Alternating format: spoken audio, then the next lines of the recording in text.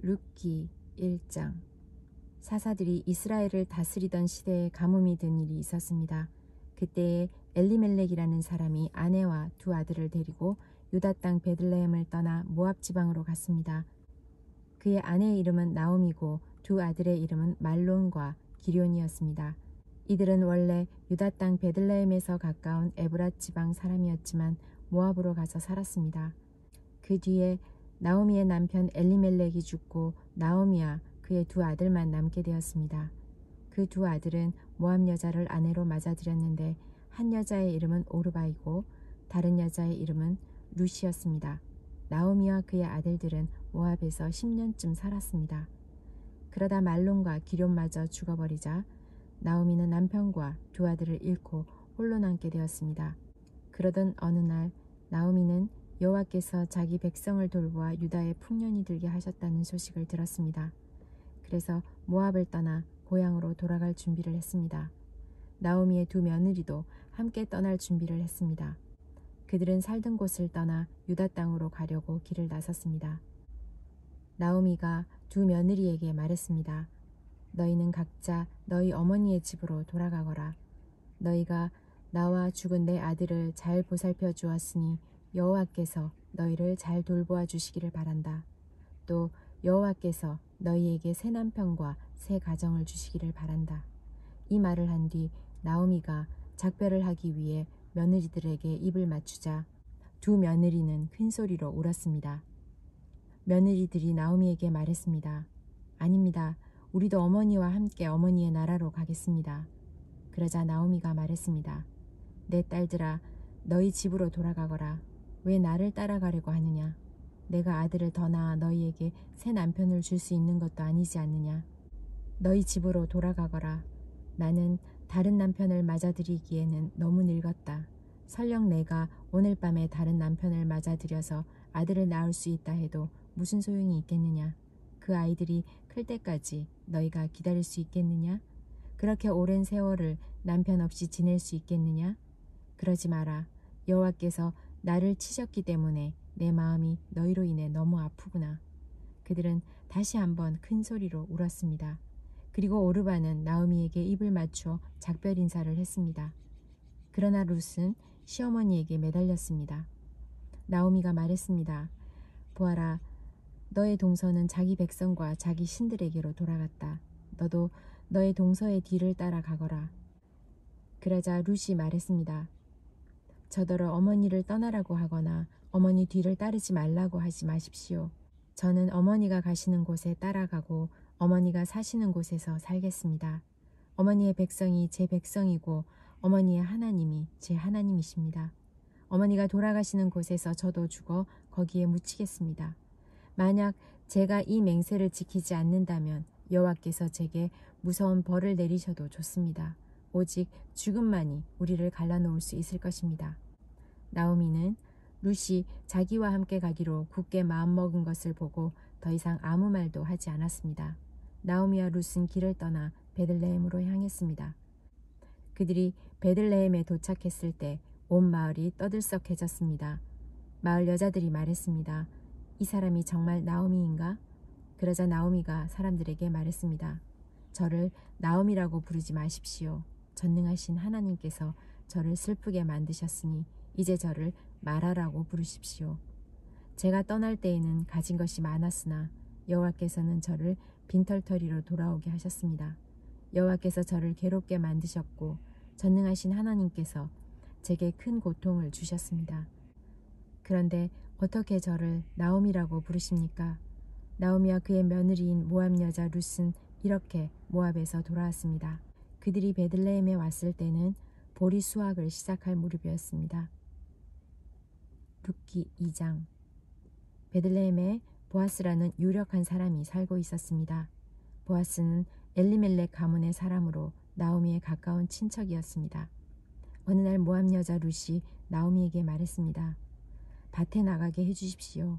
혹시 친절한 사람을 만나게 되면 그 사람이 밭에 떨어뜨린 이삭을 주워오겠습니다. 나오미가 말했습니다. 그래, 가보아라. 그래서 룻은 밭으로 나갔습니다. 그녀는 곡식을 거두는 일꾼들을 따라다니며 그들이 남긴 이삭을 주었습니다. 마침 그 밭은 엘리멜렉 가문의 사람인 보아스의 밭이었습니다. 보아스가 베들레헴에서 와서 일꾼들에게 인사하고 있었습니다. 여호와께서 그대들과 함께 계시기를 비내 일꾼들도 인사했습니다. 여호와께서 주인님께 복 주기를 빕니다. 보아스가 일꾼들을 감독하는 자기 종에게 물었습니다. 저 여자는 어느 집 여자인가? 그 종이 대답했습니다. 저 여자는 나오미와 함께 모압 지방에서 온 모압 여자입니다. 일꾼들 뒤를 따라다니며 땅에 떨어진 이삭을 줍도록 해달라고 했습니다. 그녀는 잠시 오두막에서 쉰 것 말고는 아침부터 지금까지 계속 이삭을 줍고 있습니다. 보아스가 룻에게 말했습니다. 여인이여, 나의 말을 잘 들으시오. 이삭을 줍기 위해 다른 밭으로 가지 말고 여기에서 주시오. 내 일꾼들 뒤만 따라다니시오.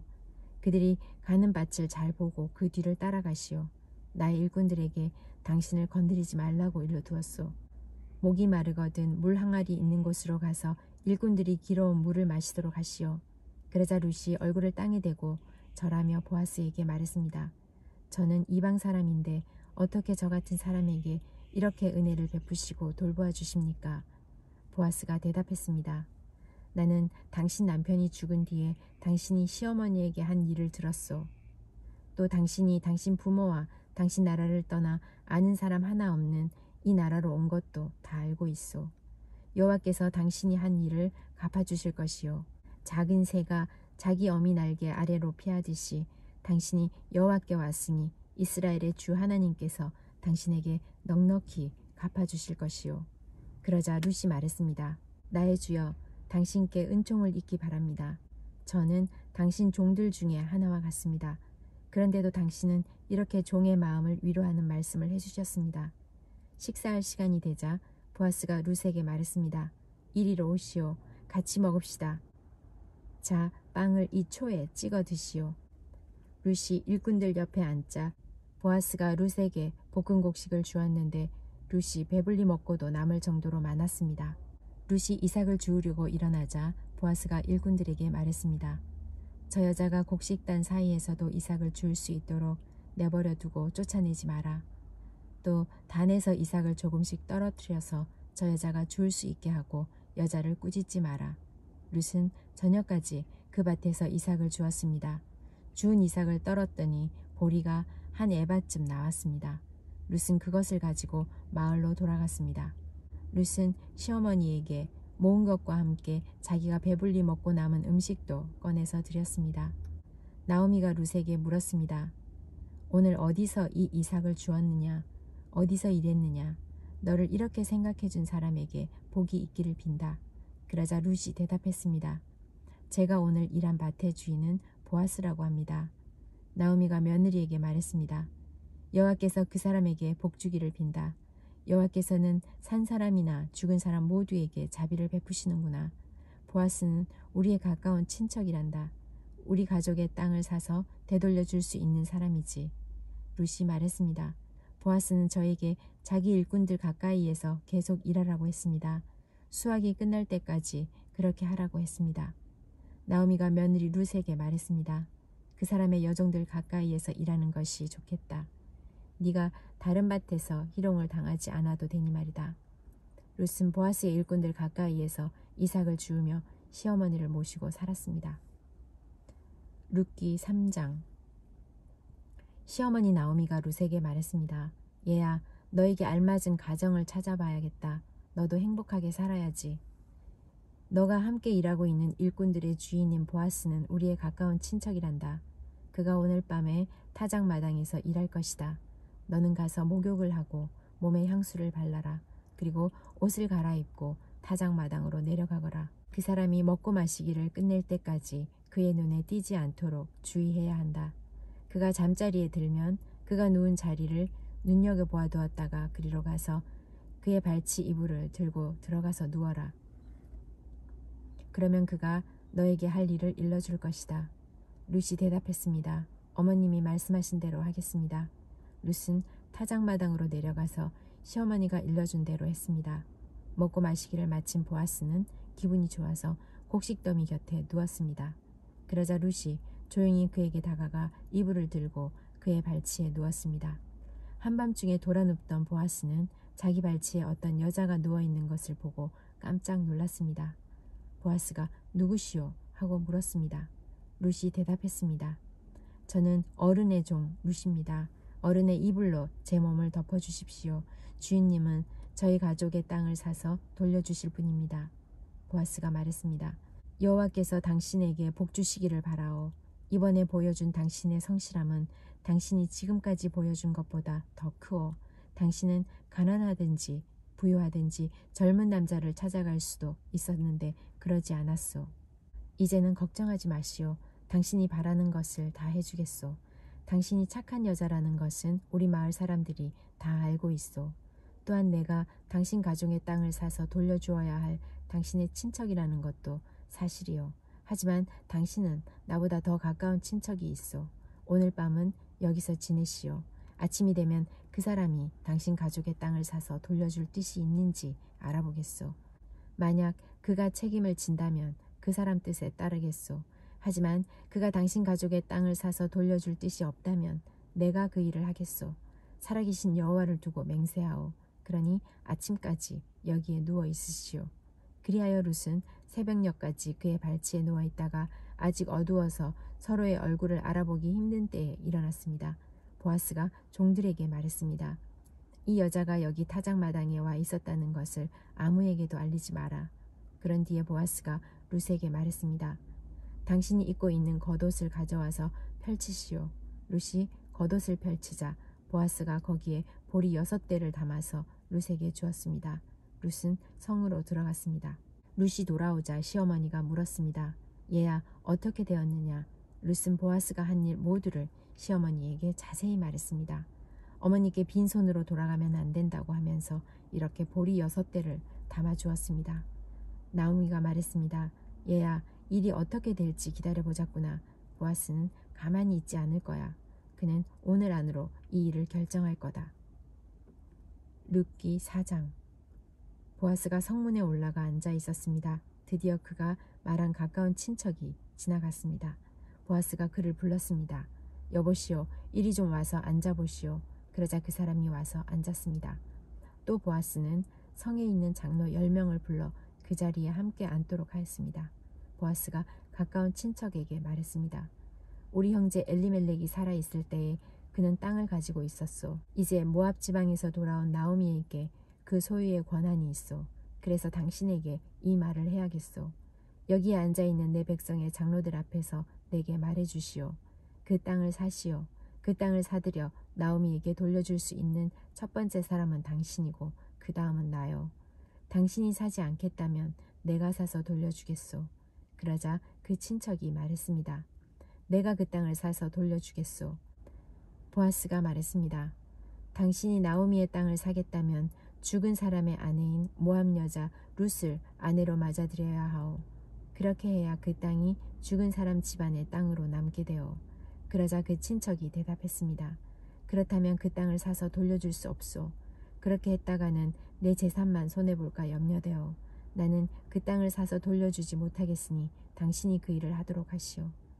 옛날부터 이스라엘에서는 사람들이 물건을 바꾸거나 새로 살 때에 한 사람이 자기 신을 벗어서 다른 사람에게 주는 관습이 있었는데 그것으로 물건을 사고 파는 증거를 삼았습니다. 그 친척이 보아스에게 당신이 그 땅을 사시오 하면서 자기 신을 벗었습니다. 그러자 보아스가 장로들과 모든 마을 사람들에게 말했습니다. 여러분은 오늘 내가 나오미의 땅을 사는 일의 증인입니다. 나는 엘리멜렉과 기럨과 말론에게 속했던 모든 것을 사겠습니다. 그리고 말론의 아내였던 모압 여자 룻도 내 아내로 맞아들이겠습니다. 그렇게 되면 룻의 죽은 남편의 재산이 그의 집안에 그대로 남아 있을 것입니다. 그리고 그의 이름이 그의 집안에서나 그의 땅에서 영원히 끊기지 않을 것입니다. 여러분은 오늘 이 일의 증인입니다. 그러자 성문 곁에 있던 사람들과 장로들이 말했습니다. 우리가 증인입니다. 여호와께서 당신의 집으로 들어가는 이 여자에게 많은 자녀를 낳게 하여 이스라엘 집안을 일으킨 라헬과 레아처럼 되게 해주시기를 빕니다. 또 당신이 에브랏 지방에서 권세를 떨치고 베들레헴에서 유명해지기를 바랍니다.